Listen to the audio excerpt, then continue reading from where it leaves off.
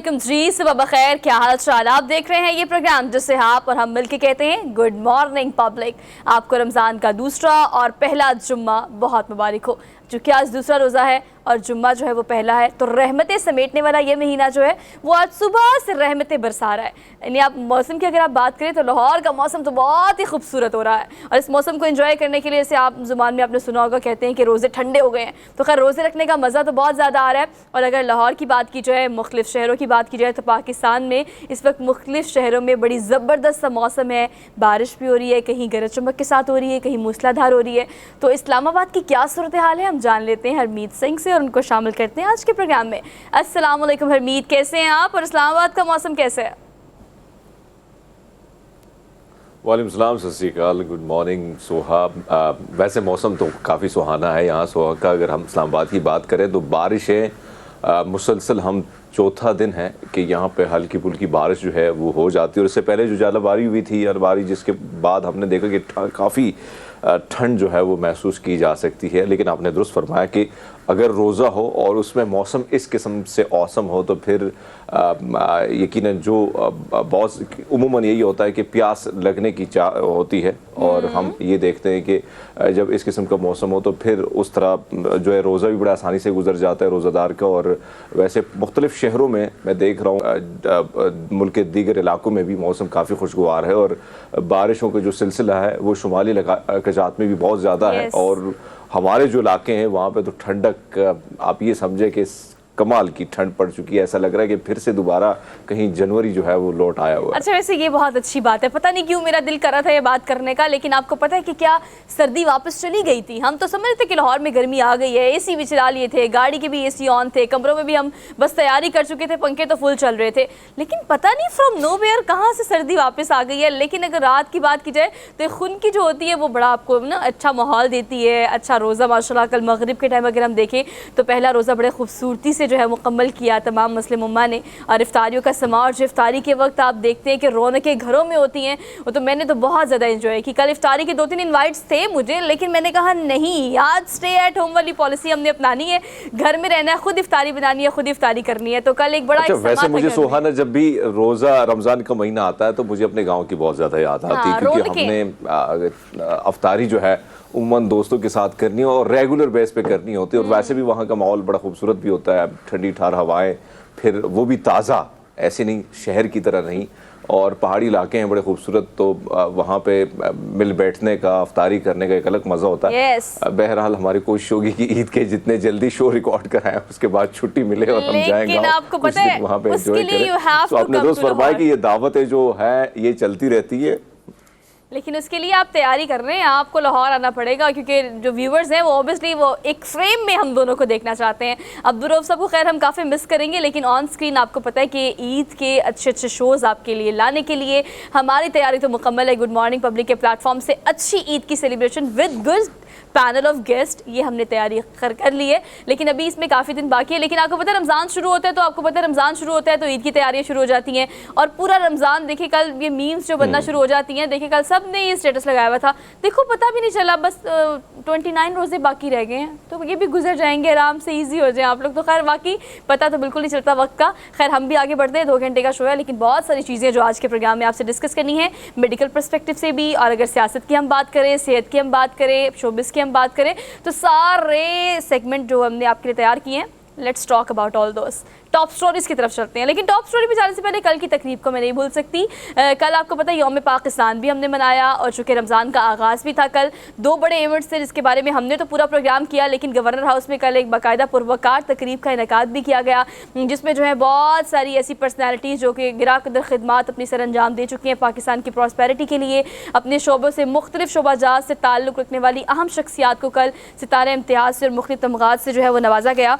और इसमें top of the list जो आपने सोशल मीडिया पर टॉप ट्रेंड भी देखा होगा, बाबर आजम जो है वो पाकिस्तान के यंगेस्ट वो खिलाड़ी बन चुके हैं, वो प्लेयर बन चुके हैं जिन्हें सितारा इम्तियाज़ से नवाजा गया है। इसके अगर पहले भी बात की जाए तो बहुत सारे ऐसे खिलाड़ी हैं जिनमें शाहिद अफरीदी भी शामिल है, मिसबाहुल हक भी है, यूनुस खान भी है, जावेद मियादाद भी हैं, انہیں بھی ستارہ امتیاز دیا گیا ہے، لیکن یہ کریڈٹ جو ہے، لیکن اگر ہم دیکھیں تو کریڈٹ اگر ہم آپ کی بات درست ہے کہ سوشل میڈیا پہ وائرل ہونے کا ایک ہی وجہ بھی ہے، اور وہ یہ ہے کہ ہم نے بابر کو جب بھی دیکھا ہے، اس میں کوئی شک نہیں کہ ان کے والد صاحب نے بہت زیادہ محنت کی اپنے اس بیٹے کے ساتھ، اور اگر آپ نے وہ ان کے حوالے سے پڑھا ہو تو ان کے والد صاحب ان کو جب گراؤنڈ پہ لے کے آتے تھے، اور کھانا جو ہے والد صاحب کی کوشش ہوتی کہ بابر کھا لے، اور بابر کی کوشش ہوتی کہ میرے والد صاحب جو وہ کھانا کھا لے، اس قسم کے حالات تھے۔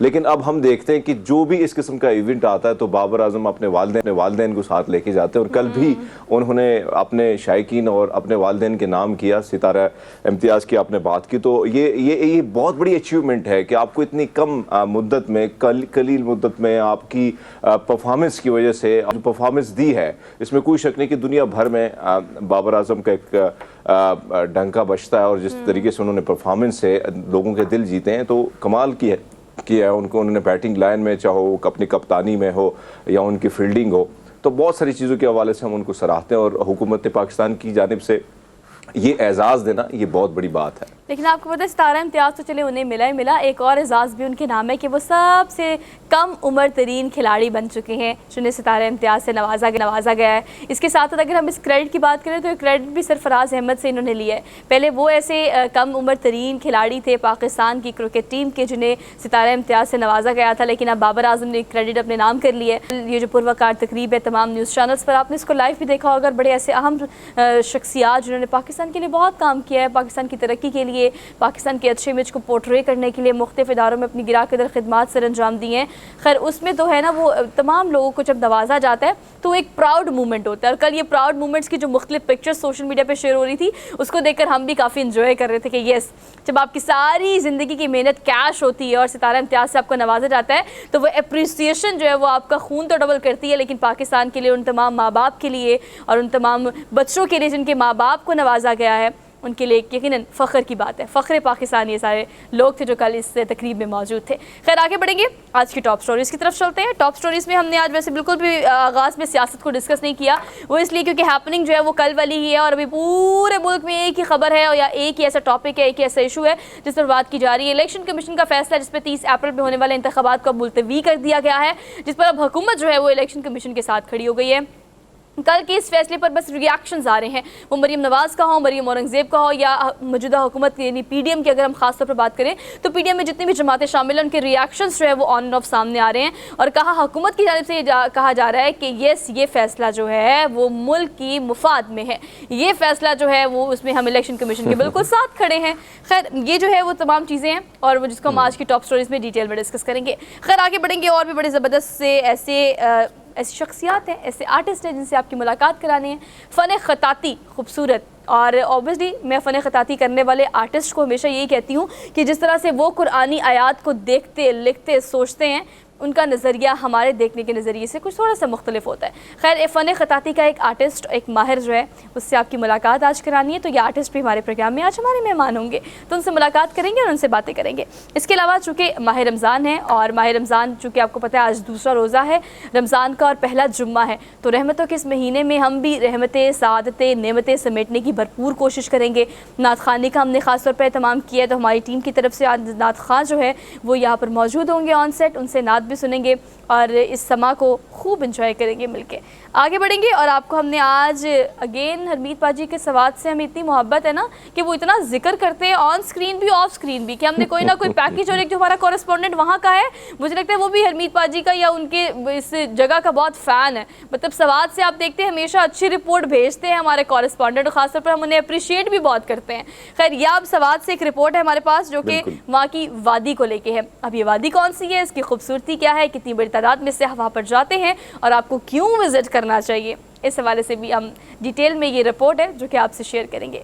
اچھا جی، اب چلتے ہیں اپنے اس ٹاپک یا اپنے اس سیگمنٹ کی طرف جو کہ بہت مشکل سے پوری دنیا سے مختلف ملکوں سے ڈھونڈ کے ہماری ٹیم لے کے آتی ہے، مطلب ڈیلی ڈوز۔ تو Friday daily dose. Good morning public, آج کیا ہے آپ سے وہ شیئر کرتے ہیں۔ اچھا جی، پہلی خبر جو ہے او مائی گاڈ، پہلی خبر جو ہے یہ سن کے ہمیں تھوڑی جیلسی بھی ہوتی ہے، تھوڑی انسیکیورٹی بھی ہوتی ہے، لیکن خوشی بھی ہوتی ہے کہ دنیا میں بہت سارے ممالک میں ایسی خبریں جو ہے یا ایسے کام جو ہے وہ تمام ملازمین کے لیے کیے جاتے ہیں۔ نارملی کہا جاتا ہے، آپ سنتے بھی ہیں کہ جو آپ کے امپلائیز ہوتے ہیں وہ کسی بھی کمپنی کا ایسیڈ ہوا کرتے ہیں، مطلب وہ قیمتی اثاثہ ہوتے ہیں، انہیں اپریشیٹ کرنا اور ان کو مختلف طریقوں سے وہ الاؤنسز ہو، باؤنسز ہوں یا اس کے علاوہ آپ کی تنخواہ ہو، مختلف طریقے سے جب ان کو اپریشیٹ کیا جاتا ہے تو وہ کمپنی کے ساتھ مزید لائل ہو جاتے ہیں، لیکن یہ اپریشیٹ کرنے کا طریقہ تو بہت ہی مختلف تھا۔ خیر، تائیوان کی کمپنی سے آپ کو خبر دینی ہے اور خبر یہ ہے کہ وہاں پر عملے کو بونس کے طور پر کین یو امیجن 5 سال کی تنخواہ ایڈوانس میں دینے کا فیصلہ کیا ہے تائیوان کی اس کمپنی نے۔ 5 سال کی تنخواہ آپ سوچ سکتے ہیں، مطلب مجھے لگتا ہے اتنا تو ایگریمنٹ نہیں ہوتا حرمید، ایگریمنٹ بھی اگر دیکھا جائے 2-3 سال کا ہوتا ہے، لیکن یہ وہ اچھا ویسے سارے کے سارے امپلائیز کے لیے یہ نہیں ہے، سب کے لیے امپلیمنٹ نہیں ہوتا، خاص طور پر وہ امپلائیز جن کو یا تو ڈپارٹمنٹس کے ہیڈ ہوں گے یا بہت عرصے سے یہاں کام کر رہے ہوں گے۔ سو تائیوان کی کمپنی ہے ایور گرین جس کا نام ہے، آپ نے آن اسکرین دیکھ بھی لیا ہے۔ اب یہ بیسیکلی شپمنٹ کی کمپنی ہے۔ اب آپ کو پتہ ہے شپنگ خاص طور پر کووڈ-19 کے بعد ہم نے دیکھا ہے امید کہ اس خاص طور پہ ڈپارٹمنٹ میں یا اس محکمے میں بہت زیادہ اضافہ پاکستان میں بھی ہوا ہے، اور اگر ورلڈ وائڈ بات کی جائے تو اس شعبے میں ہم نے بہت ترقی دیکھی، بیکاز آپ کو پتہ ہے ورلڈ وائڈ پھر آن لائن شپمنٹ پہ ہی ساری برانڈ سوئچ ہو گئے تھے، سارا کام، سارا بزنس، تو اس کمپنی کو بہت فائدہ ہوا ہے۔ تائیوان کی کمپنی جو ہے اس نے اپنے عملے کو بونس میں 5 سال کی تنخواہ دینے کا اہم فیصلہ کر لیا ہے۔ حرمیت، آپ کیا ریویو کریں گے اس پہ؟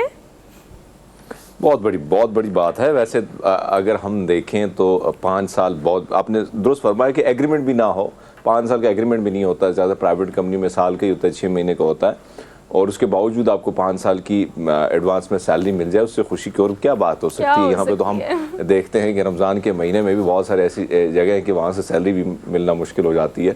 تو یہ صورتحال پوری دنیا کی اگر ہم دیکھیں تو بھائی کمال ہے، اس قسم کی کمپنیاں جو ہوتی ہیں تو کم سے کم وہاں پہ کام کرنے والے جو ورکر ہوتے ہیں تو وہ بھی دل لگا کے کام کرتے ہیں، اور یہی سمجھ کر کہ شاید 5 سال کا جو انعام میرے دوست کو ملا ہے تو آنے والے وقت میں مجھے بھی مل جائے گا، اور یہی وجہ ہوتی ہے کہ کمپنی کی جو ترقی کی وجہ ہوتی ہے وہ بھی میرے خیال میں یہی وجوہات ہوتی ہے کہ دل لگا کے اپنا سمجھ کر اور آپ کام کرتے ہیں اور پھر اس کا رزلٹ بھی بڑا اچھا ملتا ہے۔ اچھا، خیر یہ رزلٹ تو بہت اچھا ہے۔ آپ دیکھیں کہ اگر اگلا 5 سال آپ کے سیکیور ہو جائے، لیکن 5 سال آپ گھر بیٹھ کے تنخواہ پھر بھی نہیں لے سکتے، اوبیسلی آپ نے کام تو کرنا ہے، تو ایک تو یہ لائلٹی بھی ہے، دوسرا اوبیسلی آپ باؤنڈ بھی ہو جاتے ہیں، you have to pay your services for next 5 years, تو یہ کام آپ کو کرنا پڑے گا۔ لیکن خیر بہت اچھی ایک جسچر ہے اس کمپنی کی جانب سے، بہت اچھا نہیں بہت اچھا جسچر ہے، تو خیر اس کو وہاں کے امپلائیز جو ہیں وہ کافی پسند بھی کر رہے ہیں، اور ان کی تو بھئی اگلے 5 سال زندگی بن گئی ہے۔ ہم بھی آگے بڑھتے ہیں، اگلی خبر آپ کو دیتے ہیں۔ اگلی خبر جو ہے وہ بیسیکلی ان لوگوں کے لیے جو کہ ڈزنی لینڈ کو دیکھنا بہت پسند کرتے ہیں، دوسرا بہت ہی زیادہ سیر و سیاحت پر یقین رکھتے ہیں، مطلب گھومنا پھرنا کس کا شوق نہیں ہوتا۔ مجھے لگتا ہے کہ آج دنیا میں آپ کس سے پوچھیں کہ آپ کی ہابی کیا ہے تو زیادہ تر لوگ یہی کہیں گے گھومنا پھرنا، اور وہ بھی دنیا گھومنا، جو کہ ویسے افورڈیبلٹی پہ بات آ جاتی ہے، لیکن حرمیت جی اگر آپ کو مجھے موقع ملے تو شاید ہم بھی کہیں کہ یار گھومنا پھرنا ہماری فیوریٹ ہابی ہے، ہم نے بس دنیا گھومنی ہے اور ہم نے بس مختلف شہروں کو وزٹ کرنا ہے۔ خیر اس شخص کی آپ کو سٹوری سناتے ہیں۔ نیو یارک سے جناب ان کا تعلق ہے۔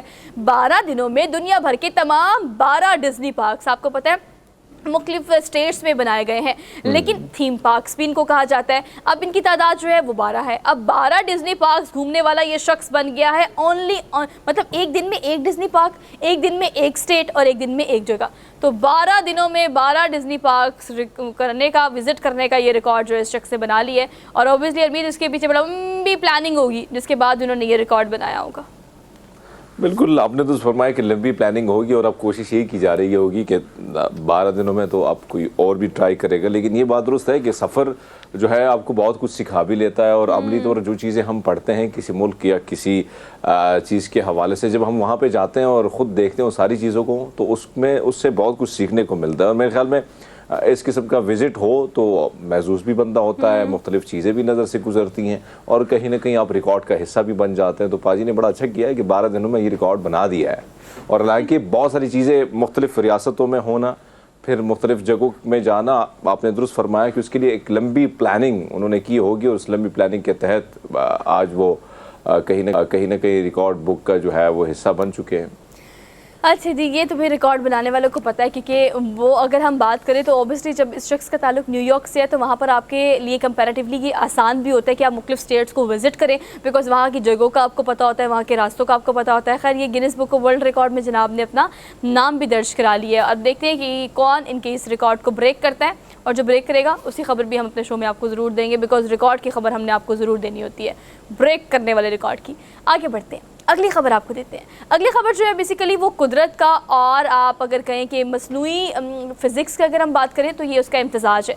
फ़िज़िक्स और फितरत का ये मिलाप जो कि करने की कोशिश की है और जो कि बड़ा कामयाब तजर्बा रहा है। मौलिक आतिशी पत्थर इसको कहा जा सकता है, जो बेसिकली एक छोटा सा ऐसा पत्थर है जिसको बड़े पत्थर से कुछ फासले पर रखा गया है, लेकिन आप आग लगाकर, ख़ासतौर पे ये ऑन स्क्रीन जो आपको दिखा रहे हैं, आग लगा के आप उसका फासला भी देख सकते हैं, उसकी मकनातीसी कुव्वत भी देख सकते हैं, और इसको बनाने वाले ये इसरार करते हैं कि इसको अगर आप अपने पास रखते हैं तो गेस व्हाट, हरमीत, इससे आपका मूड अच्छा हो जाता है। ना सिर्फ आपका मूड अच्छा होता है बल्कि दिन भर की थकावट भी उतर जाती है। तीसरा ये कि आप शोपीस के तौर पे तो उसको रख ही सकते हैं। खैर, लेकिन ये जो है वो दो चीज़ों का इम्तजाज है। किस किस का? फिज़िक्स का यानी साइंस का, और फितरत का। तो ये दोनों चीज़ों को इम्तजाज करके मतलब हैरान कुन लग रहा है देखने में भी, लेकिन यही तो जनाब इंसान जो है वो यही सोचता है। बड़े मज़े का भी लग रहा है और हैरान कुन भी लग रहा है। और वैसे भी पत्थरों के हवाले से चलो ये तो हम देखते हैं कि कहीं ना कहीं इंसान के कमाल है और जिस तरीके से चीज़ें तरक्की कर रही हैं, लेकिन आपने देखा होगा कि बहुत सारे लोग बहुत सारे सोर्स पे बिलीव करते हैं और उनके बारे में कहा भी जाता है कि फलां मूड के हवाले से, आपकी पर्सनालिटी के हवाले से, क्या क्या चीज़ के हवाले से ग्रूम करना है आपने, तो वो आपकी कहीं ना कहीं उसका एक साथ होता है। तो इसको भी अगर आप देखें तो अच्छी बात है कि अगर आप खुश रह सकते हैं इसके साथ और खुशी इसी से रिलेटेड हो सकती है तो वही अच्छी बात है, मैं समझता हूँ। लेकिन है विजुअल में अगर आप देखें बड़ा मज़े का है, बड़ा खूबसूरत सा है, और इसका यानी आप फासले को देखें, फासला भी बीच में, फिर हम उसके रंग को देखें, तो बहुत सारी चीज़ें। लेकिन वक्त है, वक्त के साथ जिस तरह हम देख रहे हैं कि चीज़ों में भी जिद्दत आ रही, तेज़ी आ रही, और कहीं ना कहीं हर नई चीज़ मार्केट में अब आम हो रही है, आ रही है, आम से ख़ास से आम हो रही है, तो ये बहुत बड़ी बात है। लेकिन बहरहाल खुशी जिसके के लिए ढूंढने के लिए लोग क्या क्या जतन नहीं करते, अगर ये हाथे मिल जाए और वाकई में खुशी इससे मिलती है तो फिर तो कमाल हो जाएगा। अच्छा, देखने से ना आपको एक पीस फील हो रही है, क्योंकि फिज़िक्स में आपको पता है मकनातीसी कुव्वत को लेके हमने काफ़ी सारी थेरीज जो है वो उसको पढ़ा है, और उसी को जो है इन्होंने करने की कोशिश की है। आपको उसका लाइव एग्जाम्पल है, लाइव एक्सपेरिमेंट करके दिखा रहे हैं। ये छोटा मकनातीसी पत्थर जो है, इसमें आपको पता है बड़े पत्थर के उसको कुछ फासले पर रखा गया है, हालांकि मकनातीसी है लेकिन एक दूसरे से चिपक नहीं रहे, और उसको मज़ीद क्लियर करने के लिए उसको आग लगाकर मज़ीद देखा जा सकता है कि कितनी क्लैरिटी से कितना फासला है, लेकिन दोनों में मकनातीसी कुव्वत होने के बावजूद भी एक दूसरे से चिपक नहीं रहे। तो खैर, इसको ज़्यादातर ये हरमीत आपको पता है जो योगा या मुराकबा करने वाले जो लोग हैं, जो बनाने वाले, उन्होंने ये इसरार कर रहे हैं इस बात पे कि इसको उसके लिए ज़्यादा माहौल बनाने के लिए इस्तेमाल किया जाएगा। फिर सेकेंडली ये आपकी बॉडी की जो आपकी टाइटनेस है, आपकी थकावट है, उसको ये जो ख़त्म करने के लिए भी साबित हो सकता है अच्छा, सूदमंद, या इसके अलावा आपके मूड को बेहतर करने के लिए। और फिर देखा जाए top of the all show piece तो ये है ही, कहीं घर में रखा हो तो सब हैरान हो ये चिपक क्यों नहीं रहा, ये ऊपर से भी नहीं टंगा हुआ, नीचे से भी नहीं साथ चिपका हुआ, तो ये हैरान कुन शो पीस के तौर पर भी आप घर में रख सकते हैं इसको। खैर, आगे बढ़ते हैं, अगली खबर आपको देते हैं, खुश कर देने वाली खबर। लेकिन खुश कर देने वाली खबर के साथ साथ खुश कर देने वाला ऐसा मुल्क, दुनिया के खुश तरीन मुल्क की सैर आप मुफ्त कर सकते हैं। हाँ, फौरी अप्लाई करना शुरू कर दें सारे। अब अप्लाई कैसे करना है पहले मुझे ये तो बताने दें। अब अप्लाई ऐसे करना है कि हर कोई अप्लाई नहीं कर सकता, हर कोई इसका कैंडिडेट या एलिजिबल नहीं हो सकता, इसके लिए कि आप फौरी जाएँ और अप्लाई करें। मैं बात कर रही हूँ बेसिकली ऐसे मुल्क की जहाँ पर अभी दुनिया में ये देखा जा रहा है कि ये ऐसा मुल्क है, इसका नाम है फ़िनलैंड। फ़िनलैंड इस जगह का नाम है, और इसके बारे में खैर मैंने सुना बहुत है, और एक दो ऐसे मतलब सोशल मीडिया पे मेरे जानने वाले जो कि फ़िनलैंड के रिहायशी हैं, वाकई अगर पूरी दुनिया की बात की जाए तो एक ऐसा मुल्क जो कि मुआशी एतबार से और जॉब के अतबार से, खाने पीने के अतबार से, सेहत के अतबार से, माहौल के अतबार से, वहाँ पर मौजूद सहूलियात के अतबार से, हुकूमत के अतबार से, यू जस्ट नेम इट, कि कोई स्टेट को कैसा होना चाहिए, जो जो आप टिक मार्क करते जाएंगे वो तमाम तर चीज़ें जो हैं वो इस मुल्क में मौजूद है, जो कि देखने में भी हरमीत कितना खूबसूरत लग रहा है। तो अब उन्होंने जनाब वहाँ की हुकूमत ने बिल्कुल विजुअल से आपकी बात दुरुस्त है कि खुशहाल ममालिक में इसका शामिल होना, आप अंदाज़ा लगा लें कि वहाँ के शहरी को क्या क्या, क्योंकि सारी चीज़ें जो है जोड़ी जाती हैं सहूलियात के साथ। जब आपको ये नहीं मालूम होता कि आपके बच्चों की एजुकेशन जो है उसकी फ़ी भी आपने भरनी है, लाइनों में आपने खड़ा होना है, हॉस्पिटल की तरफ आपने जाना है तो वहाँ की फ़ी भी आपने भरनी है, वहाँ पर भी लाइनों में।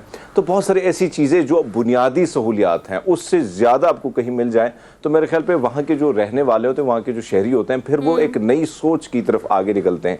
अब हम अगर कंपेयर करते हैं थर्ड वर्ल्ड कंट्री को, तो उसमें यही सोच होती है कि कल आटा मिलेगा, रोटी मिलेगी या नहीं, और कहीं ना कहीं फ़िक्र है, सोच है हॉस्पिटल जाने की, मेडिसिन महंगी होने की। लेकिन आपको ये सहूलियात सारी चीज़ें मिले, फिर उससे आप आगे सोचते हैं। और मेरे ख्याल में यही वजह है तरक्की पजीर ममालिक की, जिनके लोग जो हैं आगे का सोच रहे हैं और जिसकी वजह से वो अब पूरी दुनिया में हम देखते हैं तो वो सबसे आगे हैं।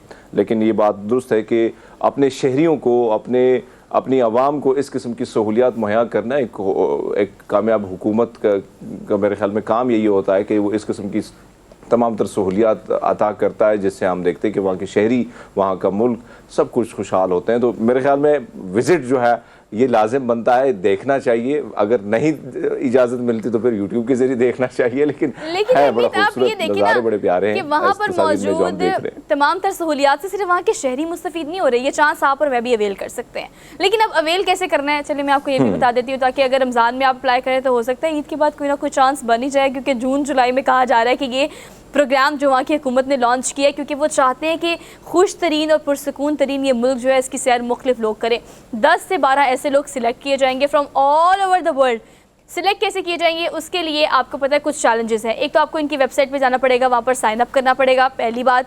साइन अप करने के बाद सेकेंडली कुछ चैलेंजेस हैं जो कि सोशल मीडिया पे ये आपको देंगे। अब वो चैलेंज क्या है कि आपने मुख्तलिफ वीडियोस बनानी है और उस वीडियोस में आपने ये बताना है कि आप बेसिकली तो फिनलैंड के शहरी नहीं हैं, लेकिन अंदर से आप फिनलैंड के शहरी कैसे हैं। ये कुछ चैलेंजेस हैं जो कि वेबसाइट पर लिखे होंगे, आपने वो चैलेंजेस पूरे करने हैं। उसके बाद ऑब्वियसली कुरंदाजी होगी, बहुत सारे लोग अप्लाई करेंगे, उसमें से 10 से 12 लोग सिलेक्ट होंगे। एंड गेस व्हाट, उनके सारे अखराजात जो है वो फिनलैंड की हुकूमत अदा करेगी। तो यू कैन अप्लाई गाइज, आप अप्लाई कर सकते हैं। रमज़ान में जो है ना कोशिश करें कि अप्लाई करें, रात को बैठ के सोचें कि हमने क्या क्या वीडियोस बनानी है, कैसे अप्लाई करना है, हो सकता है चांस लग जाए, ऐसी लॉटरी लगती है।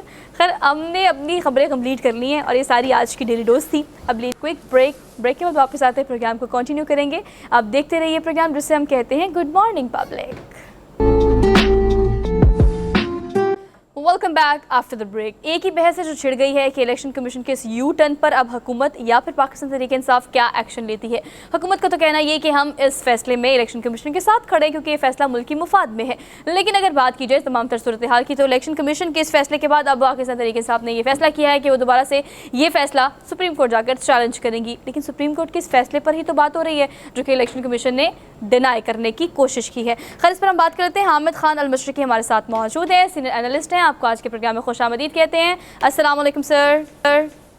वालेकुम सलाम सुहा, thank you very much. Sir thank you so much for joining us this morning. Sir कहिएगा, वैसे तो आपको पहले तो रमज़ान मुबारक हो बहुत ज़्यादा, दूसरा ये कि आज हम कोशिश करेंगे इस बारे में बात करने की कि सारी सूरत हाल पर अब जो इलेक्शन कमीशन ने यू टर्न लिया है, हुकूमत तो साथ खड़ी हो गई है, ये कह रही है कि ये फैसला मुल्क की मुफाद में है तो हम तो इलेक्शन कमीशन के साथ खड़े हैं। लेकिन पाकिस्तान तहरीक इंसाफ ये कहती है कि फैसला हम चैलेंज करेंगे सुप्रीम कोर्ट। लेकिन पहले भी तो फैसला सुप्रीम कोर्ट ने दिया था कि 90 दिन के अंदर इलेक्शन कराना ही कराना है, बाय हुक और बाय क्रूक। आइन और कानून यही कहता है। आप क्या रिव्यू करेंगे इस पर?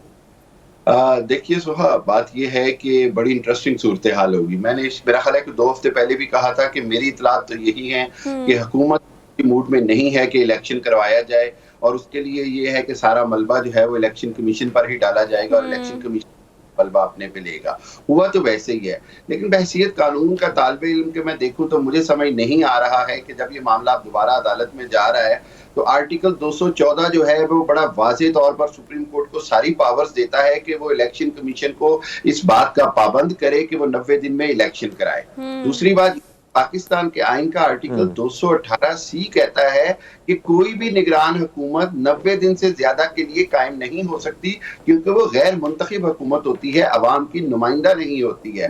अच्छा, इस हाल में फिर इस निगरान हुकूमत का क्या स्टेटस रह जाएगा? तीसरी बात ये कि मुझे इतलात ये आ रही हैं, पिछले दिनों एक जज साहब ने इशारतन भी कहा कि अगर ये इलेक्शन डिले करेंगे तो हम जो हैं वो दोनों सूबाई असम्बलियां बहाल कर देंगे और हुकूमतें बहाल कर देंगे। हो सकता اس کے اوپر کوئی ایسی بات چیت ہو کہ جی ہم نے الیکشن تو کسی صورت نہیں کرانے, آپ کچھ لے دے کر تو جناب مفاہمت کی طرف لے آئیں. لیکن ہوگا کیا اگر یہ پنجاب کے پی کے اسمبلی اور پنجاب اسمبلی بحال کرتے ہیں تو پنجاب اسمبلی میں نون لیگ پوری تیاری سے ہے کہ ہر حالت میں فوری طور پر پرویز الہی صاحب کے خلاف عدم اعتماد لائی جائے گی, اور اس کے بعد طور پر حلف لینے سے 1-2 دن کے اندر ہی وزارت اعلیٰ سے ہٹا کر پنجاب پر پھر ایک بار مسلم لیگ نون جو ہے وہ اپنی حکومت بنا لے گی, کیونکہ میاں نواز شریف صاحب کے بارے واضح طور پر کہا جا رہا ہے کہ ان کا یہ مطالبہ ہے کہ جب تک پنجاب میں نون لیگ کی حکومت نہیں ہوگی وہ پاکستان واپس نہیں آئیں گے, الیکشن کمپین کو نہیں سنبھالیں گے. تو اب آپ سینیریو سمجھیں کہ جی سپریم کورٹ کا فیصلہ بھی چیلنج ہو رہا ہے. سپریم کورٹ اگر تو اپنی پوری طاقت استعمال کرتا ہے تو اس میں یہ ہے کہ چیف الیکشن کمیشنر توہین عدالت کر کے ایک نیا الیکشن کمشنر اپوائنٹ کرنے کی بات ہو سکتی ہے. دوسری بات chief of justice of Pakistan کسی جج کو بھی شاید مقرر کر سکتے ہیں بطور چیف الیکشن کمشنر کہ جی یہ الیکشن فوری طور پر 90 دنوں میں کرائے جائیں.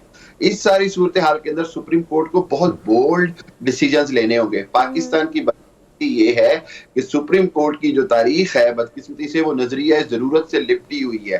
سپریم کورٹ کی تاریخ جو ہے وہ مشرف کے مارشل لا کو 3 سال کی توسیع دینے پر لپٹی ہوئی ہے. تو اس ساری صورتحال میں چاہے وہ جسٹس منیر کا نظریہ ضرورت ہو یا مشرف صاحب کے مارشل لا میں پی سی او ججز کا فیصلہ ہو یا موجودہ عمر عطیہ بندیال کوئی بہت بڑا فیصلہ لے سکیں گے, یہ کویسچن ہے. اور دوسری بات یہ کہ پاکستان کے آئین کے مطابق کسی بھی حالت میں نگران حکومت, نگران وزیر اعلیٰ 90 دن سے زیادہ کے لیے نہیں ہو سکتے. یہ تو تقریباً ان کو پورا سال مل جائے گا کے لیے, غیر آئینی ہوگا. کوئی بھی حامد خان صاحب اس ساری سچویشن میں اگر ہم دیکھیں اس میں کوئی شک نہیں ہے کہ نگران سیٹ اپ جو ہے یہ 90 دنوں سے زیادہ نہ ہو, یہ ساری چیزیں کلیئر ہیں, واضح طور پر کلیئر ہیں, اور ہمیں یہ یقین ہے کہ سپریم کورٹ آئین کا ساتھ دے گا. لیکن کہیں نہ کہیں بہت ساری چیزوں کے حوالے سے اب ہم پائے جاتے ہیں جس کا ذکر آپ نے کیا, چاہے وہ مشرف کا دور ہو یا جوڈیشل مرڈر ہو بھٹو صاحب کا.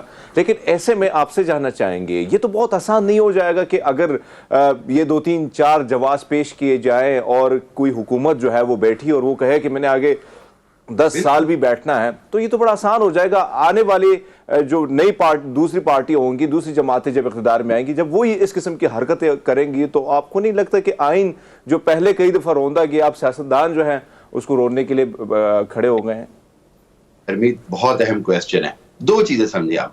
پاکستان کی تاریخ میں جب بھی سیاستدانوں نے جمہوریت میں یا آئین کے ساتھ کسی بھی طرح سے کھیلنے کی کوشش کیا ہے تو اس کے نتیجے میں پھر میرے عزیز ہم وطنوں کے علاوہ کچھ نہیں آیا. پھر ہمیں 10 سے 11 سال جو ہے وہ ڈکٹیٹر مارشل لا شپ دیکھنا پڑی.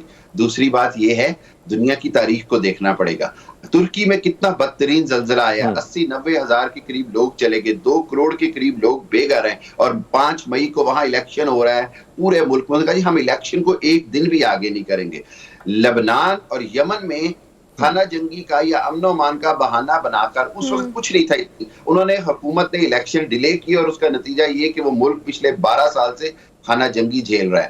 خدا کے لیے یہ وہ فیکٹس ہیں جو قوم کو بتانے کی ضرورت ہے, خود سیاستدانوں کو سمجھنے کی ضرورت ہے, مقتدر حلقوں کو سمجھنے کی ضرورت ہے, سپریم کورٹ کو سمجھنے کی ضرورت ہے کہ الیکشن جو جمہوری طریقہ ہے. حامد خان صاحب جو مثالیں آپ نے ممالک کی دی, ہمارے پاس اپنے ملک کی ایک مثال موجود ہے 2013 میں, آپ کو یاد ہوگا. اس سے پہلے جس طرح حالات تھے, بے نظیر بھٹو صاحبہ کو شہید کیا گیا. ہم جب صبح اٹھتے تھے تو ہمارے ہاں تو اخبار آتی تھی اور اخبار میں ہم دیکھتے تھے کہ 200-300 جو ہیں خودکش دھماکہ ہوا اور 200-300 شہری جو ہیں اس میں وہ شہید ہوئے. یہ صورتحال تھی 2013 میں, ڈیلی جو ہے خودکش دھماکے ہوتے تھے. پھر بھی الیکشن ہوا. تو اب جو صورتحال کریٹ کیے گئے, ایک طرف تو جو بہانہ کیا جا رہا ہے کہ فنڈ نہیں ہے, لیکن ہمارے پاس فنڈز ہیں دیگر ترقیاتی کاموں کے لیے اور لیپ ٹاپ سکیم کے لیے, پھر الیکشن سے بہانے کیوں؟ کیا خوف ہے عمران خان کی پاپولرٹی کا؟ دیکھیں یہ تو نوشتہ دیوار ہے کہ جتنے بھی انٹرنیشنل سرویز ہیں یا لوکل سرویز ہیں سب میں یہ کہا جا رہا ہے کہ 65 سے 70% پاپولیرٹی عمران خان کی ہے اور مسلسل اس میں اضافہ ہو رہا ہے, کہیں بھی کمی نہیں آ رہی ہے. تو اس حوالے سے تو جو حکومت ہے وہ انتہائی خود کو غیر محفوظ اور ہارا ہوا محسوس کر رہی ہے. جبکہ دوسری طرف 2013 کی آپ نے مثال دی, اور 2013 کے ہی میاں نواز شریف صاحب کے کلپ ہیں جی کہ الیکشن تو 1 گھنٹہ بھی آگے نہیں ہو سکتے. وہیں پر बिलावल का बयान है कि जी जो इलेक्शन आगे करेगा वो गद्दारी करेगा, उसके खिलाफ आर्टिकल 6 लगेगा। वहीं पर हमने देखा कि अदीबन अदालतों की तरफ से उस वक्त भी इशारतन कह दिया गया कि जी अगर इलेक्शन को डिले करने की कोई भी बात की गई तो कानून और आइन अपना रास्ता बनाएगा। देखिए, अगर आप इमरान खान की जीत से या इमरान खान की फतह से इतने आपको तो आप पॉलिटिकली उसका मुकाबला करें, आप तो अपनी कारकर्दगी दिखाने की कोशिश करें, आप अवाम को कायल करने की कोशिश करें। अगर इस तरह जबरदस्ती धौंस के साथ आप आइन को रोनते हुए अदालतों के मुकाबले में खड़े होकर अगर आप इक़्तिदार पर कब्जा रखेंगे तो ना तो बैनुल अक़वामी दुनिया इसको मानेगी, ना खुद पाकिस्तान के अवाम अच्छा, हमें मानेंगे। सब एक इस बात को भी ज़रा एड्रेस कीजिएगा, ठीक है, इलेक्शन कमीशन के इस फैसले के साथ हुकूमत तो खड़ी हो गई है, वो कहती है मुल्की मफाद में ये फैसला बिल्कुल ठीक है, लेकिन सर हम नहीं भूल सकते बाकी उन तमाम इदारों को या उन तमाम लोगों को जो इस फैसले में साथ खड़े हैं, इलेक्शन कमीशन के या हुकूमत के। सर 2-4 दिन पहले कुछ अहम इजलास हुए, 5 से 6 घंटा एक इजलास चला है जो हुकूमत के तमाम तर PDM का था। उसके अलावा अगर हम देखें तो उसमें जिन लोगों ने शिरकत की उनमें चीफ ऑफ आर्मी स्टाफ भी मौजूद थे, DG ISI भी मौजूद थे, जो कि 1 घंटा चला। वज़ीर दिफा ख्वाजा आसिफ ने इस हवाले से ये भी कहा कि इसी बात पर इत्तफाक किया गया है कि 2 सूबों में इलेक्शन नहीं होना चाहिए, इलेक्शन एक साथ होना चाहिए। सर ये जो लोग साथ हैं ये भी आइन और कानून के साथ इस तरह से कैसे खेल सकते हैं, जो कि आइन और कानून की बालादस्ती की हमेशा बात करते हैं, तो हमारे इदारे हैं। जी सोहा, मैंने यही बात अभी शुरू में कही कि ये मुक्तदर हलकों से मुराद वो तमाम हलके या इदारे हैं जो ताकत के महवर को कंट्रोल करते हैं, चाहे वो दिफाई इदारे हो, एस्टेब्लिशमेंट हो, इंतजामिया हो। इन सबको सोचना पड़ेगा कि क्या इलेक्शन को डिले करके मुल्क जिस बहरान का शिकार है उस बहरान से निकल सकता है। तो इसका जवाब है, दुनिया के आप किसी भी एक्सपर्ट को बिठा लें, वो कहता है कि मुआशी जो सूरत हाल या मुआशी stability is attached to the political stability, यानी मुआशी इस्तेहकाम सियासी इस्तेहकाम से जुड़ा हुआ है। अगर आप सियासी इस्तेहकाम नहीं लाएंगे, अवाम की मर्जी की हुकूमत नहीं लाएंगे, तो ना तो अवाम में आपको काबिल कबूल है, ना बैनुल अक़वामी दुनिया में काबिल कबूल है। और सर फिर आप एक और देखें ना कि IMF की कुछ शराइत में हमें बताया नहीं जा रहा, हमें ब्रीफ नहीं किया जा रहा इस हवाले से। एक स्टाफ लेवल के मुआहदे के लिए हमने हर जो शर्त है वो मान ली है, नहीं मान रहे तो ये शर्त नहीं मान रहे कि सियासी इस्तेहकाम आएगा तो ही आपको वो किस्त मिलेगी। बिल्कुल, बड़ी सही बात कही आपने कि IMF ने हर बात मनवा ली है, लेकिन वहीं पर उसकी 2 जो IMF के जो मुतालबे मेरे मालूमात में हैं वो एक यही है कि आप पॉलिटिकल स्टेबिलिटी लाएं और दूसरा ये है कि आप फ्री एंड फेयर इलेक्शन की तरफ जाएं। आप के अंदर कोई भी रखना डालेंगे तो इस सारी सिचुएशन में अगर हम इस सूरत हाल को अगर देखें तो आपको याद होगा कि पाकिस्तान पीपल्स पार्टी की जब हुकूमत आई 2000 अगर मैं बात करूं उनकी हुकूमत के हवाले से, तो 18वीं तरमीम एक बहुत बड़ा क्रेडिट है जो पीपल्स पार्टी को जाता है, और उसके लिए उन्होंने मुक़्तदर हलकों का दबाव भी सहा, और मुक़्तदर हलकों का दबाव ये भी था कि इसको ख़त्म किया जाए। लेकिन आज जो सिचुएशन है, आपको क्या लगता है कि भुट्टो की रूह भी कांपी होगी कि उसी की पार्टी के, यानी नून लीग से तो मैं इसलिए वो नहीं करता तो क्योंकि वो बाक़ियात हैं ज़िया-उल-हक़ के जिन्होंने रोंदा आइन को, लेकिन मौलाना फजल रहमान साहब, फिर उनके जो नवासे हैं, उनके जो वालिद साहब थे, उन्होंने जो दबाव सहा और ये आइन बनाया 1973 का, आपको नहीं लगता कि ये भी इसमें शामिल हो गए हैं? दो पार्टियां भी इसमें आ गई हैं।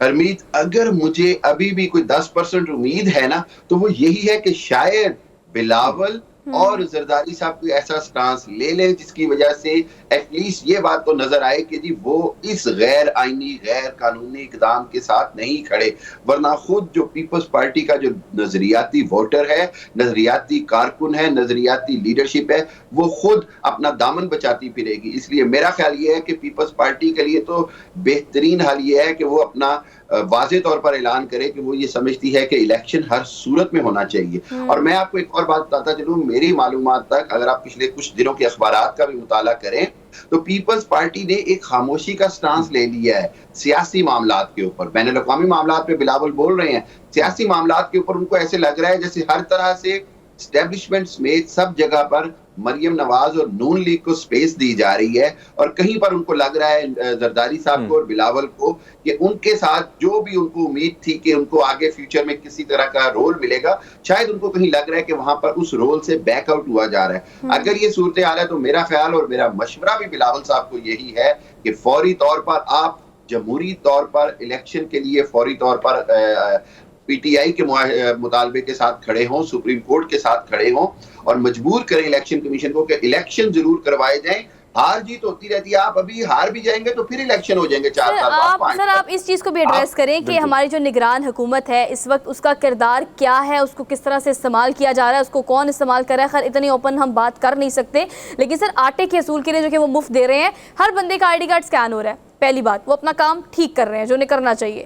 سر سیکنڈلی اگر آپ دیکھیں تو الیکشن کمیشن کو جو مہرہ بنا کے ساری سچویشن کریٹ کی گئی ہے, ان کی ایکسکیوز دیکھیں, الیکشن کمیشن یہ ایکسکیوز دیتا ہے یا جو دلائل دیے گئے ہیں اس میں دلائل شامل ہے کہ وزارت خزانہ, وزارت دفاع, وزارت داخلہ, تمام تر لوگوں نے رپورٹس جمع کرائی ہیں وہاں کے اداروں نے, اور رپورٹس کے مطابق ملک کی سیکیورٹی اس وقت اس چیز کی متحمل نہیں ہو سکتی کہ الیکشن ہو.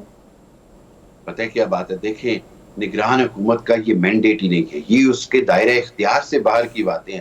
نگران حکومت کا کام جو ہے نا, اگر آپ پاکستان کے آئین کی روح سے دیکھیں تو وہ ایک پوسٹ مین کا ہے, وہ ایک برج کا ہے, ایک پچھلی منتخب حکومت سے نئی منتخب حکومت تک جانے کے عمل کو انجام دینا ہی صرف نگران حکومت کا کام ہے. نہ تو نگران حکومت کا کام ہے کہ وہ کوئی مقدمے قائم کرتی پھرے, نہ نگران حکومت کا کام ہے طاقت کا بے دریغ استعمال کرے, نہ نگران حکومت کا کام ہے کہ وہ عوامی ریلیف کے نام کے اوپر جو بھی جماعت ہے اس کو سیاسی فائدہ پہنچانے کی کوشش کرے. اگر یہ آٹا دیا جا رہا ہے تو آٹا کس سیاسی جماعت کے نام سے دیا جا رہا ہے, حکومتی ذرائع استعمال کر کے, یہ دیکھنا پڑے گا. دوسری بات یہ ہے کہ اس آٹے کی لائنوں کے ساتھ جس طرح جانے جا رہی ہیں اس کا کون ذمہ دار ہے. اس کے بعد آٹا عام آدمی کے لیے 500 روپے سے بھی زیادہ 10 کلو مہنگا ہو گیا, اس کا کون ذمہ دار ہے؟ سر وہ آٹا کھانے کے قابل بھی نہیں ہے. جتنے لوگوں نے لیے اور جو میں نے دیکھا ہے وہ میں نے قریب سے آ کے دیکھا ہے کہ کس قسم سے لائن اور 2 سے زیادہ ہلاکتیں بھی ہوئی ہیں. آپ سے جاننا چاہیں گے سر, ایک طرف تو یہ الیکشن جو ہے بات ہو رہی ہے کیونکہ ہم دیکھتے ہیں کہ صدر کا ریٹائرمنٹ کا ٹائم جو ہے وہ ستمبر میرے خیال میں لگ بھگ اسی کے قریب آتا ہے. اسی طرح پھر چیف جسٹس کا جو ٹائم ہے, ٹینیور ہے, وہ بھی پورا ہو جائے گا اکتوبر سے پہلے. تو اکتوبر کی جو یہ ڈیٹ دی ہے, کیا آپ کو لگتا ہے کہ حکومت کی ایک اور چال ہے کہ اکتوبر سے مزید یہ ڈیلے کریں گے الیکشن اگر ابھی یہ کامیاب ہو جاتے ہیں تو؟ اچھا, اس کے اندر 2 چیزیں ہیں کہ چیف جسٹس تو ڈیفینیٹلی ریٹائر ہوتے ہیں سپٹمبر میں جو ان کی ڈیٹ ہے, اور جسٹس قاضی فائز عیسیٰ آتے ہیں.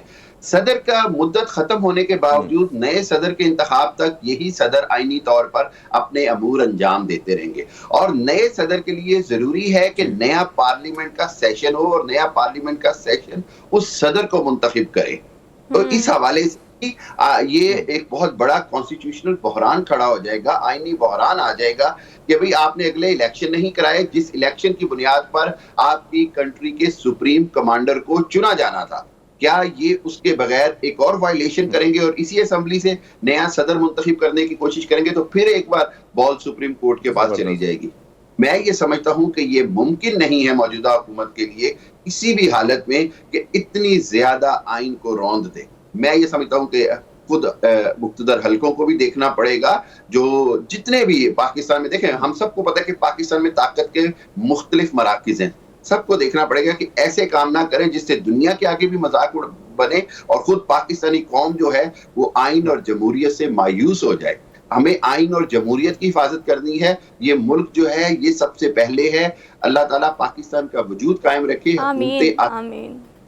طاقتیں کبھی آپ پاپولر ہیں تو کبھی کوئی اور پاپولر ہے. ہم نے دیکھا نواز شریف 2/3 میجورٹی سے اسی ملک کے ووٹوں سے آئے تھے. پھر اگر آج ان کی پاپولیرٹی کم ہے تو ان کو ہونا چاہیے کہ کل کو اگر وہ پھر بحیثیت اپوزیشن بھی اچھا تنقید کریں گے تو عوام ان کی سنیں گے, وہ عوام میں دوبارہ ہو سکتے ہیں. عمران خان سارے سینیریو میں یہ بتائیے گا, ٹھیک ہے عوامی مینڈیٹ لانا یا عوام کے فیصلے کو سامنے لانا بہت زیادہ ضروری ہے, جو کہ الیکشن کے علاوہ کسی اور وے آؤٹ سے ہو سکتا نہیں ہے.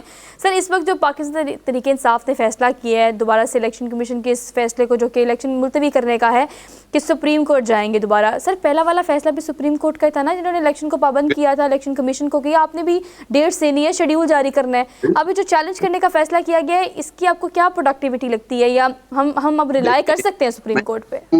سب سے بڑا امتحان جو ہے وہ سپریم کورٹ کا ہے, عدالتوں کا. کیا عدالتیں خود کو اپنا جو تاریخی طور پر, جیسے حرمیت نے بھی کہا, جتنے دبے لگے ہوئے ہیں ان کو دھونے کا ٹائم آ گیا ہے, یا تو دھل جائیں گے یا ایک اور دبا لگ جائے گا. یہ تاریخ فیصلہ کرے گی. سپریم کورٹ اگر آئین اور قانون کی بالادستی کے مطابق فیصلہ لیتا ہے تو میں یقین سے کہتا ہوں کہ پچھلے سارے, پنجابی میں کہتے ہیں داغ دھل جائیں گے. اگر نہیں لے گا فیصلہ تو پھر ایک اور ایسا داغ لگے گا جس کی وجہ سے پوری قوم کو اس کی قیمت ادا کرنی پڑے گی. جب بھی آئین اور قانون کے خلاف گئے ہیں تو پھر غیر قانونی غیر جمہوری قوتوں کو اس کا فائدہ ہوا ہے اور غیر جمہوری قوتوں کو ہی اقتدار ملا ہے. یہ سپریم کورٹ کو بھی دیکھنا ہوگا, موجودہ سیاسی نظام میں شامل تمام سیاسی جماعتوں کو سمجھنا ہوگا. میں نہیں سمجھتا کہ کوئی بھی جمہوریت پسند کسی بھی حالت میں کسی بھی اور طرز حکومت کو قبول کر سکتا ہے. ٹھیک ہے, ہمیں سب اجازت ہے بس یہ ریویو کیجیے گا کہ موجودہ ملکی صورتحال جو ہے اس میں ہم لیکن رمضان سر پہ ہے, معاشی صورتحال بدحال ترین ہوتی چلی جا رہی ہے, آٹے کے حصول کے لیے لوگ اپنی جانیں قربان کر رہے ہیں, اور اگر ہم بات کریں بجلی گیس اور پیٹرول تو پرائسز بڑھ جاتی ہیں, اور بڑھنے کے بعد جب اب دیکھتے ہیں کہ نیچے تو ہم امیجن ہی نہ کریں نا کہ پرائس دوبارہ ریورس ہوگی, یہ تو کبھی خیر پاکستان میں ہوا نہیں اور آگے ہوگا بھی نہیں. لیکن سر اس ساری صورتحال میں اس ساری چیزوں کی طرف تو کوئی دھیان دے نہیں رہا, کوئی بات بھی نہیں کر رہا. اوپر سے آپ دیکھیں عوامی مینڈیٹ کی ہم بات کرتے ہیں, عوام بھی تو اس چیز کو ڈائجسٹ کیے بیٹھی ہوئی ہے نا, عوام بھی تو وہ سروائیول کی جنگیں جو لڑ رہے ہیں. اچھا سر, اس کے ساتھ سوا کے ساتھ یہ بھی ایڈ کیجئے گا, سوا کا جو سوال ہے کہ جو انہوں نے کہا تھا کہ 800 سی سی سے کم جو گاڑی ہوں گی اور بائکس ہوں گے, رکشے ہوں گے, ان کے لیے اس پر بھی یو ٹرن لے لیا حکومت نے, اس کو بھی ایڈ کیجئے گا ساتھ میں. آپ کو انٹرسٹنگ بات اس یو ٹرن کے حوالے سے بتا دوں کہ آئی ایم ایف نے شدید طور پر کہا کہ آپ یہ کر کیا رہے ہیں, انتہائی یہ فیصلہ تھا. آئی ایم ایف کو انہوں نے کوئی ڈیٹیل بھی نہیں بتائی, کوئی اس پہ فیزیبلٹی ورک آؤٹ نہیں کی, اس لیے حکومت کو اس سے بیک آؤٹ کرنا پڑا. اگین نااہلی کے علاوہ کچھ نہیں تھا. دوسری بات یہ ہے, یہ جو عوام کے مہنگائی کی بات کی نا آپ نے, میں آپ کو سادے لفظوں میں بتاؤں, عوام خاموش نہیں ہے. یہ ایک پریشر کوکر ہے جو پریشر بلٹ ہو رہا ہے, اس پریشر کو پھٹنے سے پہلے عوام کو سنبھال لیں. اقتدار کے لالچ کے چکر میں ایسے طوفان کو دعوت نہ دے جو سب کچھ بہا لے جائے. یہ بڑی بندی کی بات ہوگی. مہنگائی, جب آدمی کہتے ہیں کہ جب بھوک ہوتی ہے تو چاند بھی روٹی کی طرح گول نظر آتا ہے, جب پیٹ خالی ہوتا ہے تو انسان کو, جانور بھی جو ہوتا ہے نا, انسان become a human being become a animal, تو جانور جیسی انسان کی حالت ہو جاتی ہے. اتنا قوم کو بھوکا نہ کریں. ٹھیک ہے سر تھینک یو سو مچ, آپ کی مثال تھی, لیکن ultimately at the end of the day فیصلہ عوام کا ہے, یعنی اسکرین کے اس طرف بیٹھے لوگ ہیں. تو ذرا جاگیں اور سوچیں کہ آپ نے آگے کیا کرنا ہے. حکمران جو کر رہے ہیں وہ آپ کے سامنے ہے. ایک بریک لینی ہے, واپس آتے ہیں. Keep watching good morning public.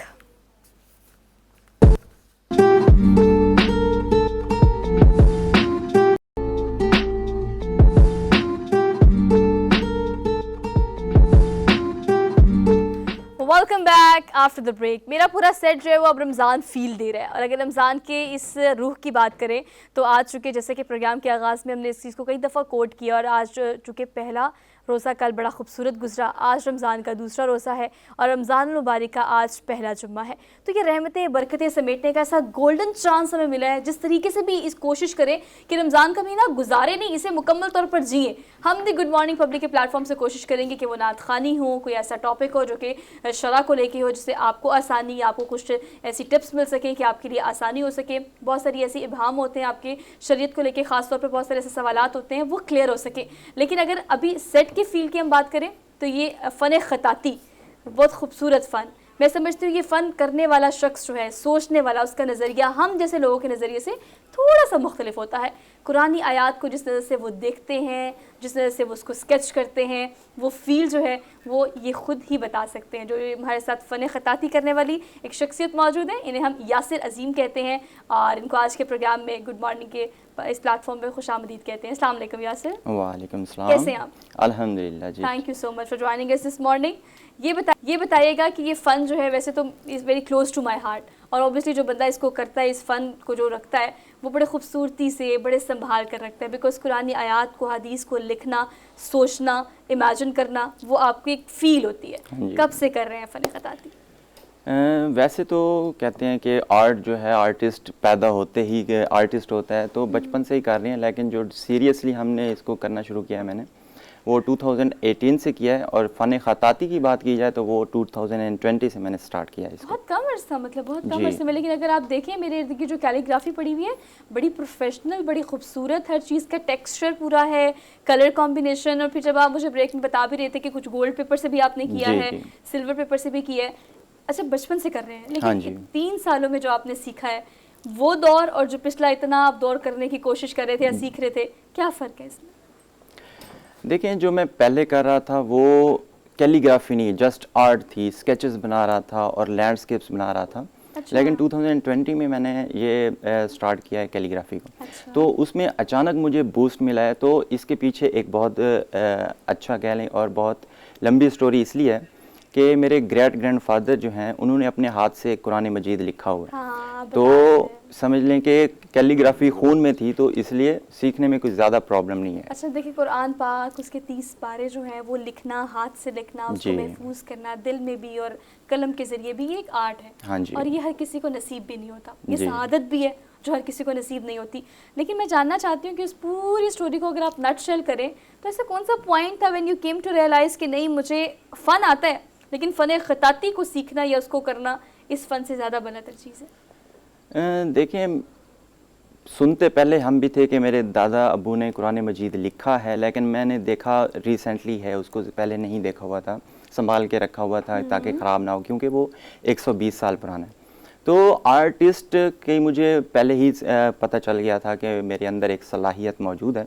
लेकिन ख़ताती की बात की जाए तो इसको एज ए चांस मैंने किया था कि ख़ताती करके देखते हैं कैसी होती है। अच्छा, जी, मतलब एक्सीडेंटल आप इसको कह सकते हैं, लेकिन एक थॉट प्रोसेस नहीं था। अच्छा यासिर, आपने जो फरमाया इसमें कोई शक नहीं है कि आपको विरासत में ये टैलेंट मिला और कहीं ना कहीं उसको ज़्यादा निखारने के लिए आपने मेहनत भी की, इसमें कोई शक नहीं है।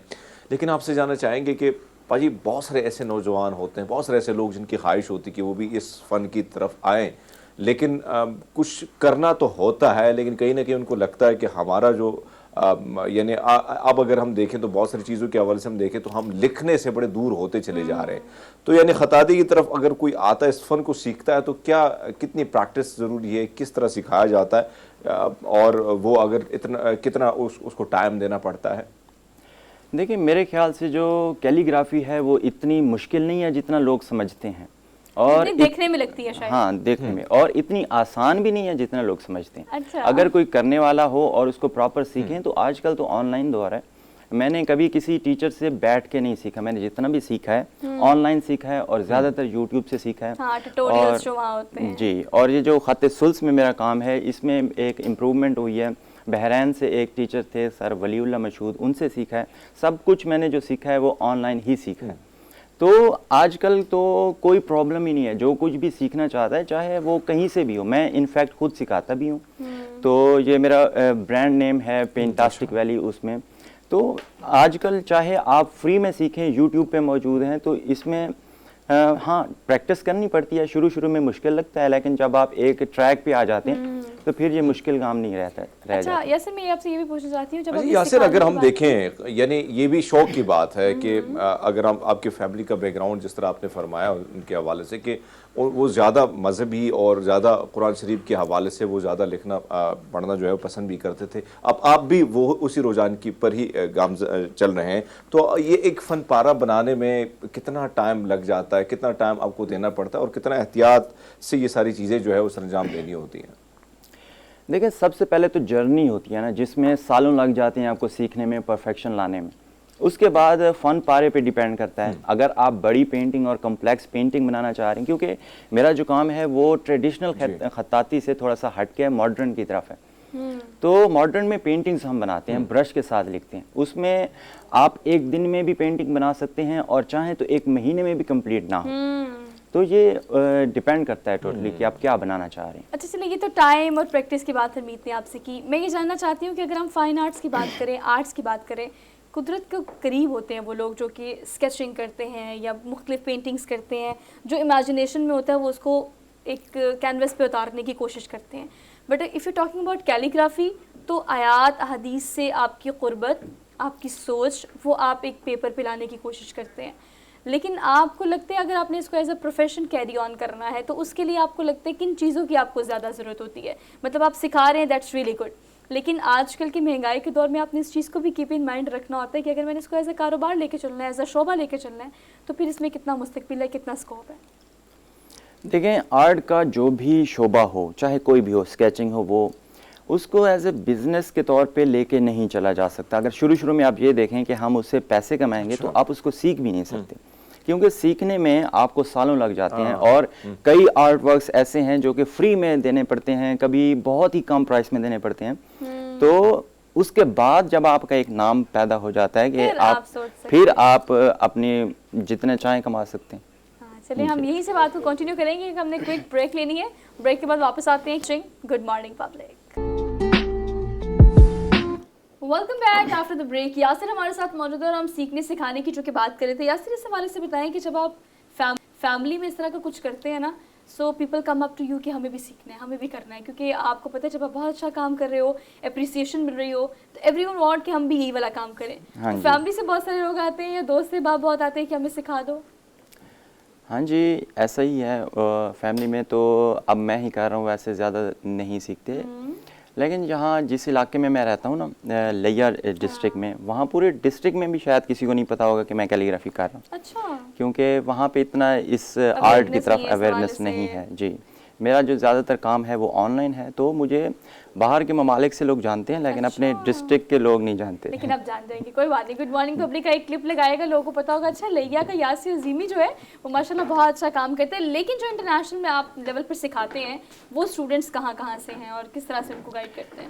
دیکھیں میرے زیادہ تر اسٹوڈنٹس جو ہیں وہ پاکستان سے ہیں، سیکنڈلی انڈیا سے، اور اس کے علاوہ جو انڈیا سے بھی لوگ سیکھتے ہیں؟ جی بہت ہیں، پاکستان کے بعد انڈیا سے ہی زیادہ تر اسٹوڈنٹس ہیں۔ جی اس کے کس طرح سے سکھاتے ہیں، مطلب آن لائن اس چیز کو کس طرح سے؟ مجھے لگتا ہے کہ تھوڑا جسٹس کرنا مشکل ہو جاتا ہے۔ ہاں آن لائن بڑا اچھا پلیٹ فارم ہے، ہم کر سکتے ہیں، لیکن جو ایک آپ کا ٹچ فیل ہے وہ ذرا کم ہو جاتی ہے۔ ہاں وہ اس کی کمی محسوس ہوتی ہے، لیکن میں نے جو سٹارٹ کیا تھا وہ یوٹیوب سے کیا تھا، تو میں پہلے کہہ سکتے ہیں کہ کنٹینٹ کریٹر بھی ہوں، تو اچھے سے ویڈیوز کو بنا کے اچھی لائٹنگ اور آڈیو اچھی ہو، اور جو کہہ لیں کہ آپ کا سکھانے کا انداز اچھا ہو، تو جو سیکھنے والے ہوتے ہیں وہ آن لائن بھی سیکھ سکتے ہیں، وہ پک کر لیتے ہیں۔ جی ایگزیبیشنز بہت سارے ہوتے ہیں، ہاں لیکن جی، آپ کو پتہ ہے اگر ہم لاہور کی بات کریں، الحمرہ میں بہت سارے ایگزیبیشنز ہوتے ہیں، اب تو نیشنل اور انٹرنیشنل لیول پر بہت ہونا شروع ہو گئے ہیں۔ آرٹ کے جو پسند کرنے والے لوگ ہوتے ہیں نا، یا آرٹ کا ذوق شوق جو رکھتے ہیں، ان کو بڑا ہوتا ہے کہ یس ہم نے، ان کو قیمت بھی پتہ ہوتی ہے، وہ خریدار بھی ہوتے ہیں اور وہ اپریشیٹ کرنے والے بھی ہوتے ہیں۔ ایگزیبیشنز میں کتنا پارٹیسپیٹ کرتے ہیں؟ ایگزیبیشن ابھی تک میں نے نہیں پارٹیسپیٹ کیا انشاءاللہ، لیکن کیونکہ جیسے کہ آپ کو پہلے بتایا۔ یاسر یہ جی جی امید، کیری آن۔ یاسر معذرت میں انٹرپٹ کر رہا ہوں۔ اچھا یاسر، پرابلم یہ ہے کہ ہم جتنے بھی آرٹسٹ کو دیکھتے ہیں وہ بہت گلہ بھی کرتے ہیں، بہت شکوہ بھی کرتے ہیں کہ کہیں ایگزیبیشن میں نہ جانے کی۔ اس کی وجوہات کیا ہوتی ہیں؟ آپ بھی نہیں گئے کیا؟ اپنے کوئی ذاتی معاملات تھے یا دیگر کوئی ایسے مسائل آپ کے سامنے بھی آئے؟ دیکھیں میں نے جیسے آپ کو بتایا کہ میں نے کسی فزیکل ٹیچر سے نہیں سیکھا، اور اس کے ساتھ میں کہیں پہ آرٹ گیلری میں نہیں گیا ہوا، میں نے سارا کچھ کام آن لائن ہی سیکھا ہے اور آن لائن ہی کرتا ہوں، تو اس میں کافی اچھی ریچ مل جاتی ہے۔ اور دوسری بات جیسے کہ میں نے آپ کو بتایا کہ میں ڈسٹرکٹ لیا سے ہوں، اور ادھر کہیں بھی کوئی بھی وہ ایگزیبیشنز وغیرہ نہیں ہوتے، تو اس لیے تھوڑا سا ڈیلے ہو رہا ہے ایگزیبیشن کرنے میں۔ اچھا، لیکن اگر پلان کریں اس کو، اوبیسلی دیکھیے جو آپ کے چاہنے والے ہیں، جو آپ سے کام سیکھنے والے ہیں، جو آپ کے کام کو اپریشیٹ کرتے ہیں، اچھا اگر آپ اس کو بزنس پرسپیکٹیو سے لیں، چلیے بزنس ہی ایز اے شعبہ، ایز اے پروفیشن اگر آپ اس کی بات کریں، جب آپ اچھا کام کرتے ہو، لوگ اچھا دیکھتے ہیں، تو لوگ اچھا خریدنا بھی چاہتے ہیں۔ ہاں جی آف کورس۔ آپ اس کو ایز اے پروفیشن آگے لے کے چلنا چاہتے ہیں، اور کہ اگر ابھی سے بات کی جائے تو لوگ خریدنا پسند کرتے ہیں؟ ہاں لوگ، اگر آپ کا کام اچھا ہے تو وہ لوگ خریدنا پسند بھی کرتے ہیں۔ میری کافی ساری پینٹنگ سیل ہوئی ہیں اور کافی اچھی پرائسز میں سیل ہو جاتی ہیں، لیکن میں زیادہ تر سیل کی طرف اس لیے نہیں جاتا کہ مجھے میری پینٹنگز خود کو اتنی زیادہ اچھی لگتی ہیں کہ مجھے لگتا ہے کہ پیسے چلو کوئی بات نہیں ہے، میری پینٹنگز میرے پاس موجود ہیں، یہی کافی۔ یہ میرا ساسا ہے، یہ میرا اسی ڈجک میں نے بنایا ہوا ہے۔ لیکن اگر خریداروں کی بات کریں تو اس حوالے سے کیا لگتا ہے؟ پاکستان میں دیکھیں اس چیز کو سراہنے والے بہت ہیں، میں بھی اپریشیٹ کر رہی ہوں، لیکن آپ کو اسکوپ کیا لگتا ہے کہ اگر آپ اسے as a profession carry on کرتے ہیں، آگے لے کر چلتے ہیں، تو جو خریدنے والا اس کا نظریہ کیا ہوتا ہے؟ جو لوگوں نے آپ تک پہنچے ہیں، آپ سے خریدنے کی کوشش کی ہے، وہ کس کانسیپٹ کے تحت آتے ہیں؟ مجھے لگتا ہے کہ لوگوں کی پریفرنس یہ ہوتی ہے کہ لو پرائس پہ ایک چیز مل جائے، حالانکہ محنت زیادہ ہوتی ہے۔ زیادہ تر جو لوگ ہیں وہ لو پرائس بھی نہیں، وہ تو کہتے ہیں فری میں ہی مل جائے تو زیادہ اچھا ہے، لیکن جو خریدنے والے ہیں جن کو اس بات کا شوق ہے، شعور ہے، وہ اچھے پیسے بھی دیتے ہیں، اور وہ زیادہ تر یہ چیز چاہ رہے ہوتے ہیں کہ ایک چیز ہر کوئی کر رہا ہے، آپ اس سے ڈیفرنٹ کیا کر رہے ہیں، منفرد جی منفرد کیا کر رہے ہیں۔ تو جی حمید پوچھیں۔ یاسر ایک اور سوال جو میں آپ سے کرنا چاہوں، جس طرح آپ نے کہا کہ آن لائن آپ کا کام زیادہ ہے مختلف ممالک میں، تو ہم دیکھتے ہیں کہ اس میں پھر ہمارا سب سے جو ہے کنیکٹ کرنے کے لیے ذریعہ بھی بنتا ہے کہ کہیں نہ کہیں انسٹاگرام ہو گیا فیس بک ہو گیا, یہ ذرائع جو ہیں اس سے بھی لوگ کنیکٹ ہوتے ہیں. تو یہاں پہ کیا کوئی آپ نے پیج بنایا ہوا, اگر پیج بنایا تو کس طرح رسپانس وہاں سے آ رہا ہے؟ ہاں جی الحمدللہ میرا رسپانس جو ہے بہت اچھا آ رہا ہے. جیسے میں نے پہلے بتایا کہ میں نے اس کو ایز اے برانڈ نیم لے کے گیا ہوں, اپنے نام سے نہیں کرتا. تو برانڈ نیم میرا ہے پینٹاسٹک ویلی. وہاں میرے یوٹیوب پہ 7 lakhs پلس سبسکرائبرز ہیں, اور اسی طرح انسٹاگرام پہ بھی سیم نام ہے, 40,000 فالوورز وغیرہ ہوئے. تو کافی اچھا ریسپانس آتا ہے, لوگ بہت پسند کرتے ہیں. آرڈرز کیسے آتے ہیں؟ مطلب ایک تو دیکھیے کیلیگرافی آپ اپنی سوچ کے تحت کرتے ہو کہ یس یہ کرنا ہے. آپ بعض اوقات تو مجھے لگتا ہے یہ ایک امیجنیشن کا پروسیس ہوتا ہے, آپ بیٹھتے ہو سوچتے ہو مجھے یہ بنانا ہے, پھر اس پہ محنت لگ جاتی ہے, اور جب وہ پروڈکٹ بنتی ہے شاید وہ آپ کی سوچ سے بعض اوقات اچھی بن جاتی ہے, یا بعض اوقات سوچ والی بھی نہیں بنتی. ہاں جی بعض اوقات لوگ چاہتے ہیں کہ میری سوچ کے مطابق بنائے. اگر میں نے یاسر عظیمی سے کچھ بنوانا ہے تو میں کہوں گی مجھے یہ چاہیے, میں نے یہ دیکھا تھا, میں ٹرکی گئی تھی, وہاں پر یہ فیل تھی. آرڈرز آتے ہیں, لوگ اپنی اپنی پسند کی بنواتے ہیں. ہاں جی لوگ اپنی پسند کی بھی بنواتے ہیں, اور اگر جو کوئی فرض کے آرڈر کرنا چاہ رہے ہیں ان کو آپ اپنی پینٹنگز بھی دکھاتے ہیں کہ میرے پاس یہ والی پینٹنگز ہیں. تو اکثر اوقات ایسا ہی ہوتا ہے کہ جو وہ سوچ رہے ہوتے ہیں ان سے اچھی تو وہی میرے پاس پہلے سے موجود ہوتی ہیں. تو جی تو وہ انہی میں سے پک کر لیتے ہیں. سیکھنے والوں کو جو آپ کی طرح شوق رکھتے ہیں, ذوق رکھتے ہیں, انہیں کیا پیغام دیں گے؟ انہیں یہی پیغام ہے کہ کیلیگرافی اتنی زیادہ مشکل نہیں ہے, اور اتنی زیادہ آسان بھی نہیں ہے. آپ سیکھنے والے بنیں, تھوڑا سا پہلے شروع میں ہارڈ ورک کرنا پڑتا ہے, لیکن پھر جو ہے راہ بہت ہموار ہو جاتی ہے, اور ڈیفینیٹلی اس کا اسکوپ تو بہت زیادہ ہے. بالکل آپ ٹھیک کہہ رہے ہیں Yasir, thank you so much for being here. بات رہی آپ سے, کام کوئی بھی اس دنیا میں مشکل نہیں ہوتا, لیکن مشکل ہوتا ہے کرنے سے پہلے تک, باقی چیزیں آسان ہو جاتی ہیں. تو اگر آپ کرنا چاہتے ہیں تو پورے ذوق شوق سے کریں, آپ کو کامیابی ضرور ملے گی, خواہ وہ کوئی بھی کام ہو. ہم تو ویسے آرٹ کی بات کر رہے ہیں. خیر ہم نے ایک بریک لینی ہے, واپس آتے ہیں. Keep watching. Good morning public.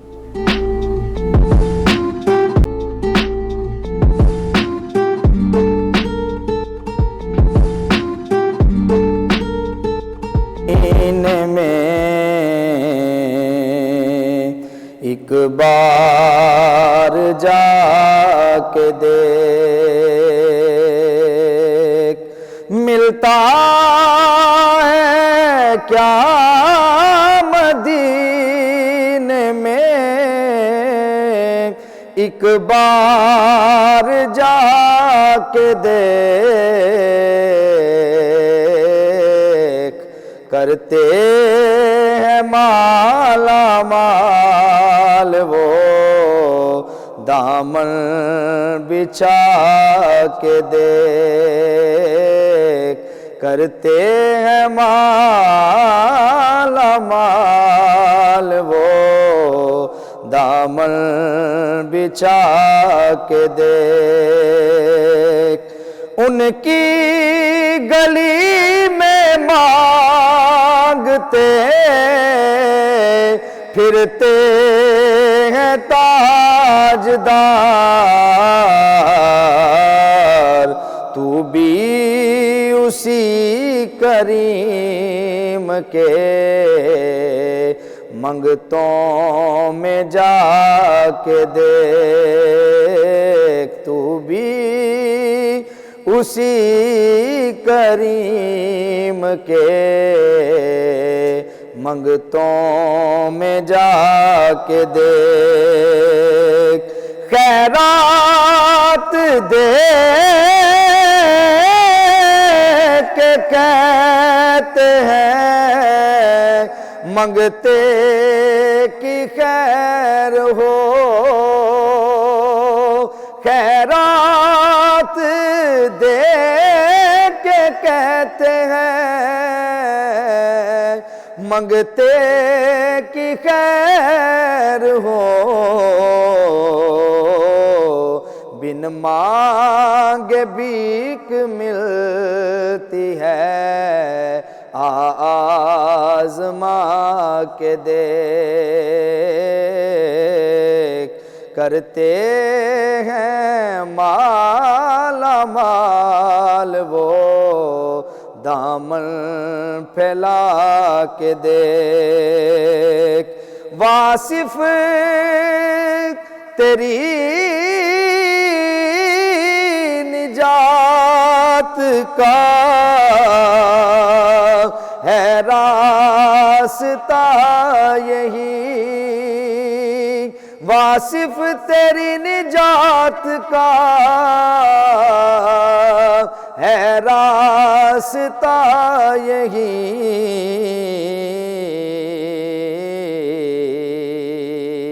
تو بھی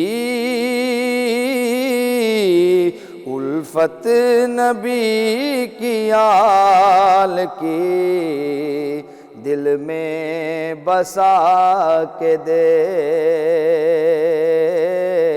آتا ہے انہیں منگتوں پہ پیار کچھ ایسا، خود بھیک دے اور خود کہے منگتے کا بلا ہو، منگتا تو رہا منگتا کوئی شاہوں میں دکھا دو، جس کو میری سرکار سے ٹکرا نہ ملا ہو، کرتے ہیں مالا مال وہ دامن پھیلا کے دے۔ اویس رضا صابری کی خوبصورت آواز میں نعت آپ نے سنی۔ بابرکت مہینہ ہے، میں یہ سمجھتی ہوں کہ ہم کئی دفعہ اس چیز کے بارے میں بات کرتے ہیں اور کئی دفعہ آپ بھی اس چیز کا ذکر و اذکار سنتے بھی ہوں گے، اور خاص طور پہ رمضان کے آغاز سے لے کے اختتام تک یعنی عید کے دن تک ہماری کوشش یہی ہوتی ہے کہ اگر ایک مہینے کو تمام مہینوں میں افضل دن قرار دیا گیا ہے تو اس سے بھرپور فائدہ اٹھانا چاہیے، اس کی رحمتیں، برکتیں، سعادتیں ان سب کو دونوں ہاتھوں سے سمیٹنا چاہیے۔ ایسا گولڈن چانس جو ہمیں ملا ہے اسے ہر صورت ہمیں کیش کرنا چاہیے، جہاں پر نیکی کریں گے تو ڈبل ثواب ملے گا، اگر آپ عبادات کریں گے تو اس کا ثواب بھی ڈبل ملے گا، اور یہ ایسا واحد مہینہ جس میں اللہ تعالیٰ خود آپ سے بار بار کہتے ہیں بندہ مجھ سے مانگ میں تجھے دوں گا۔ پورا سال ہم کہتے ہیں کہ اللہ میں یہ دے دے، اللہ میں وہ دے دے، اگر ہم بہت ساری دعائیں کرتے ہیں، بہت ساری نجات کی دعائیں کرتے ہیں، لیکن ایک ایسا واحد مہینہ جس میں ہر روز وہ فجر کا وقت ہو یا مغرب کا ہو، افطار کا ہو یا سحر کا ہو، وہ وقت جب اللہ بار بار اپنے بندے سے کہتا ہے آپ مجھ سے مانگ میں تجھے وہ دوں گا جو تیرے گمان میں بھی نہیں ہوگا، اور وہاں سے دوں گا جہاں سے تیری سوچ بھی شروع نہیں ہوتی، تو اسے بھرپور فائدہ اٹھائیں۔ ہم بھی گڈ مارننگ پبلک کے پلیٹ فارم سے اسے بھرپور فائدہ اٹھا رہے ہیں، کوشش کریں گے کہ اس پورے رمضان میں ایک سیگمنٹ اس طرح کا ضرور رکھے جو شرعی اعتبار سے آپ کو آگاہ کر سکے کہ جہاں جہاں آپ کو شریعت کو، روزے کو، نماز کو، ذکر و اذکار کو لے کے ابہام پایا جاتا ہے اس کو کلیئر کیا جائے، یا اس کے ساتھ ساتھ نعت خصوصی طور پر اہتمام کریں گے اس پروگرام میں جمعے کے جمعے یا انشاءاللہ بیچ میں بھی، تاکہ نعت سنیں، سما باندھیں، آپ بھی اس سے مستفید ہوں، ہم بھی اس سے مستفید ہوں۔ تو ہماری بڑی خوبصورت آواز میں اویس رضا صابری نے نعت سنائی، ان کی موجودگی کا فائدہ اٹھاتے ہیں اور ایک اور کلام یا نعت جو بھی یہ سنانا چاہے ان سے سنتے ہیں۔ اویس کیا سنائیں گے؟ میں ایک کلام مشہور زمانہ سنانا چاہوں گا، فرحان علی وارث صاحب کا پڑھا ہوا۔ ضرور۔ کاش میں دور پیمبر میں اٹھایا جاتا، کاش میں دور پیمبر میں اٹھایا جاتا، باخدا قدموں میں سرکار کے لایا جاتا، خاک ہو جاتا میں سرکار کے قدموں کے تلے،